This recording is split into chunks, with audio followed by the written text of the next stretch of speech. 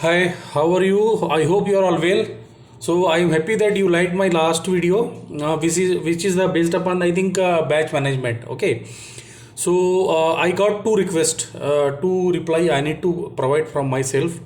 One is Ankit asked me what is the baseline configuration and what is the mainline configuration. So Ankit, basically baseline configuration comes under the BBP business blueprint in the project phase. Okay, so like org structure, organization structure or enterprise structure, that is comes under the baseline configuration. Okay, so baseline configuration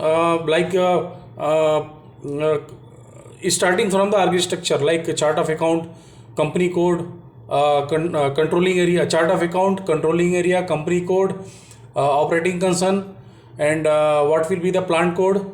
Okay, so plant code will create the guy. Okay, so these are the base org structure, enterprise structure what we are defining into the SAP systems under the business blueprint. So that is called the baseline configuration. Second is you asked mainline configuration. So what is the mainline configuration? After baseline configuration has been done, we are expanding some configuration which is required from the business side or client side, that is called the mainline configuration. All PP model is standard configuration will comes under the mainline configuration. Okay, so this is the difference between the baseline configuration and mainline configuration. Again I am telling, baseline configuration means org structure, organization structure or enterprise structure comes under the baseline configuration. It is the initial first configuration, that is the base configuration, baseline configuration. And second is the mainline configuration. So module wise consultants are doing the configuration as per the business process and their requirements. Every module wise like PP, MM, SD, FICO, PM, every individual module lead will do the configuration, that is called the mainline configuration. In our PP side, what we are doing the order type creation, order type dependent parameter, MRP plant parameter, scheduling parameter, production scheduling profile, order control, availability check, and confirmation parameters, batch management configurations, serial number configurations. Okay, so these are the 6 to 7 configuration, that is called the mainline configuration. Okay, I hope you clear. Again, if you have any doubts, any comments, any issues, you can ask me or you can call me also. I given my mail ID and my mobile number already I given. Okay, so second point, Nikhil asked me, sir, please share the video for the repetitive manufacturing. So this video will be based upon that.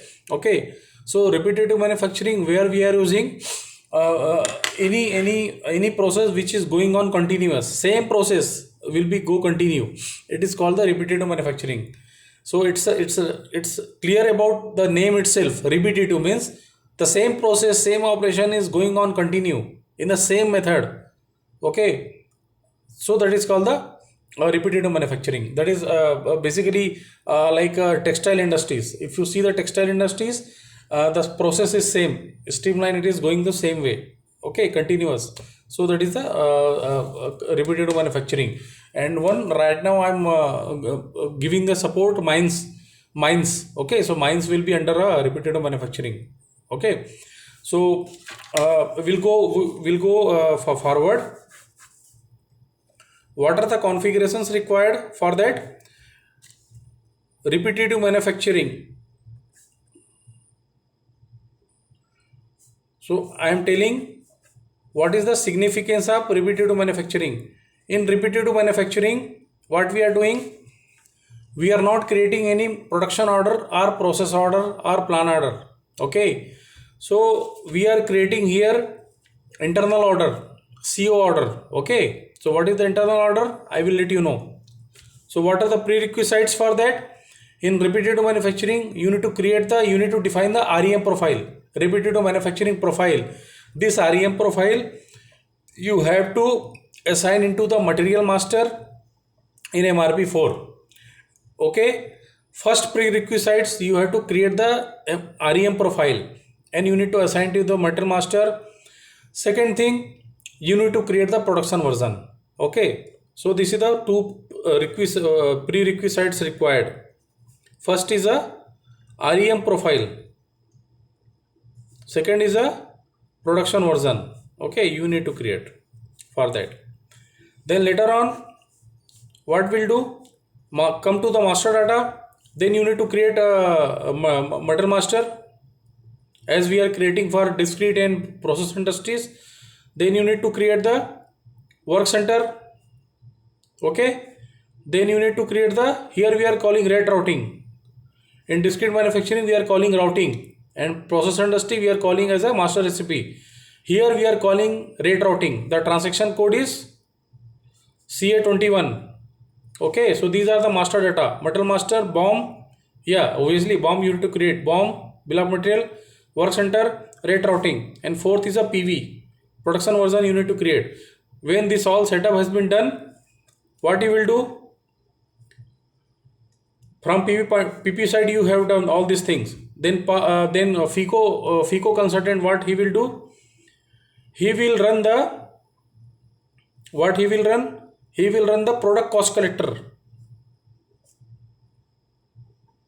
The transaction code is KKF6N. That is not our job, that is a FICO CO person, he will do it.